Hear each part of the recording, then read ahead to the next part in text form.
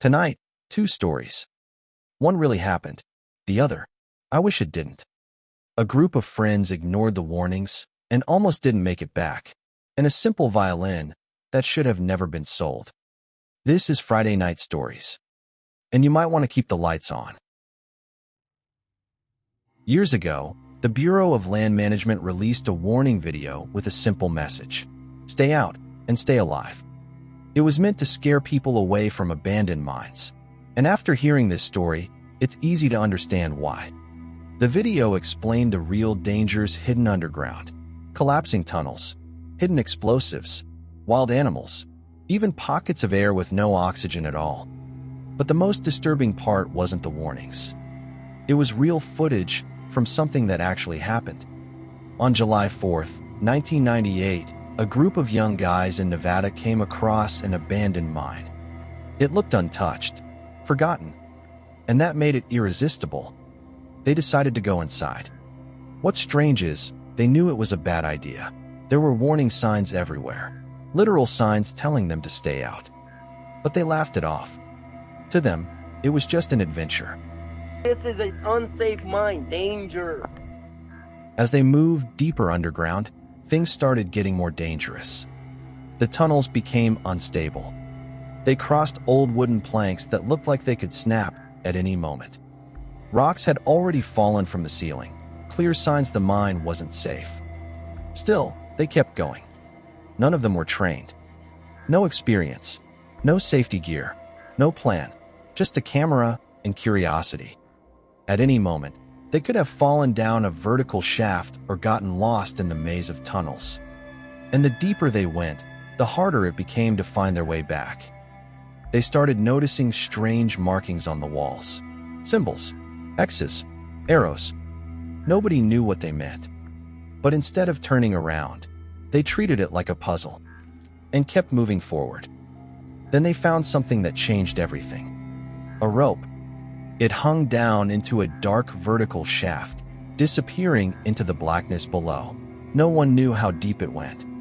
Most people would have stopped right there. But not them. They decided to climb down. One of the guys, Adam, went first. He grabbed the rope and began lowering himself into the shaft. For a moment, everything seemed fine. Then suddenly, the rope snapped. Adam fell. More than 60 feet, straight down into the darkness. His friends could only watch and listen. How far down does it go? All the way down to that ladder, see where it's going down? Or Like a good 30 feet. Or am I gonna hook this I'll go camera? first. I am. About 200 feet. You don't like where to go. You don't like it. Put it like he's doing it into your mouth. Yeah. It's all like this. Is it off now? No, it's not. How am I gonna get the thing down there? Yeah, but how am I gonna get back up? I don't have. Hey, good. Give you my belt. Straight on. Oh.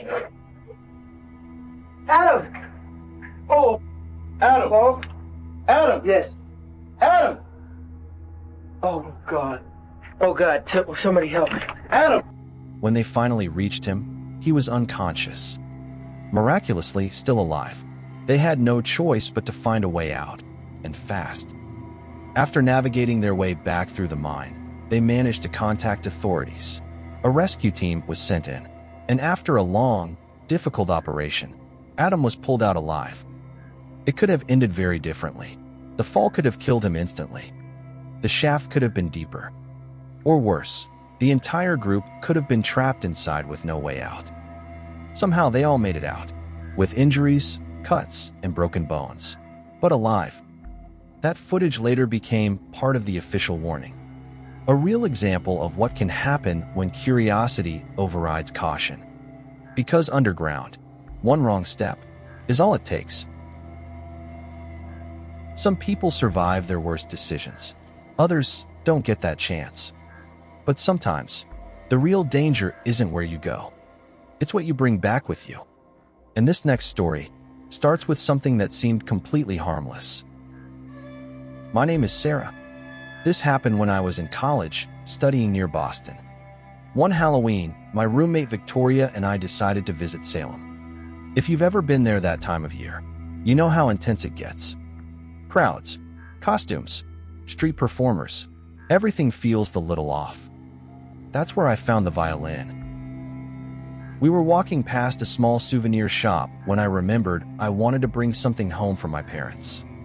As we approached the door, a man stepped out. He held the door open, nodded at me, and just stood there for a second longer than normal, like he was studying me. Inside, the shop was filled with strange objects. Nothing unusual for Salem, but something felt heavy. Victoria asked what my parents liked. I told her my dad loved baseball, my mom was a piano teacher, and music was a big part of our family. That's when the shop owner spoke up. An older man, probably around 80. He said he had something perfect. He went to the back and returned with a wooden box. Inside was an old violin. Worn, but beautiful. I told him I couldn't afford something like that. He smiled and said he'd sell it for $30. 30. For a real violin. He said he was retiring, that he didn't care about the money, only that it went to the right person. Then he picked it up and played. The sound was incredible, clear, emotional, almost too perfect. So I bought it. On the train back to Boston, I saw the same man from the shop, the one who held the door. He got on a different car, but when we arrived, he got off at the same stop as us. I told myself it was nothing, just coincidence. That night, I put the violin in my closet, closed the door, and went to bed. The next morning, it was on my bed, still inside the box. I asked Victoria if she had moved it. She laughed and said no. A few days later, it happened again. But this time, the violin was out of the box. That's when Victoria joked, "Maybe it's haunted." I laughed too, at the time. Then the music started. At night, when everything was quiet, I would hear it. The same melody the old man had played in the shop. Soft, distant, like it was coming from somewhere inside the apartment. I searched everywhere. Nothing. I asked Victoria again if she was messing with me. She swore she wasn't, and for the first time, I believed her. One night, I looked out the window, and there he was, the man from the shop, standing across the street, watching. Not moving, just watching. The next day changed everything. I came home, and the violin was on my bed again. But this time, there was a note. It said, "You're next." I called the police. While I was talking to them, I looked out the window again, and he was there, the same man, still watching. The next day, Victoria and I went back to Salem. I needed answers.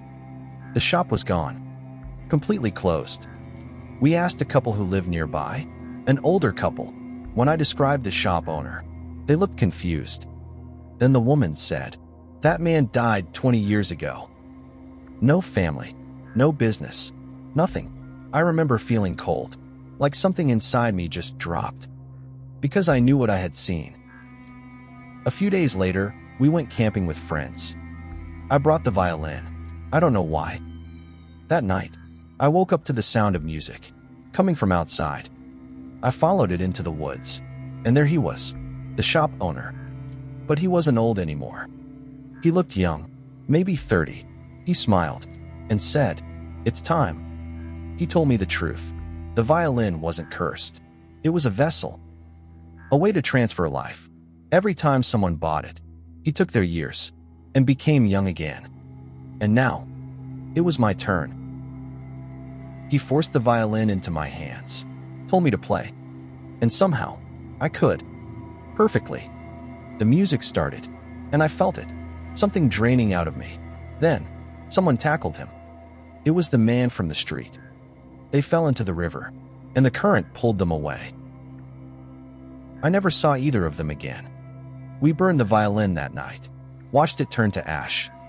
I thought it was over. That was 10 years ago. Now, I own a small shop. And sometimes, I sell things I don't really need anymore. Like an old violin. If the right person walks in, I let it go for cheap. Because money doesn't matter. What matters is that it finds the right person. And when they leave, I always watch them go, just to make sure. It worked. Thanks for watching. Stay curious. I'll see you next time. Peace.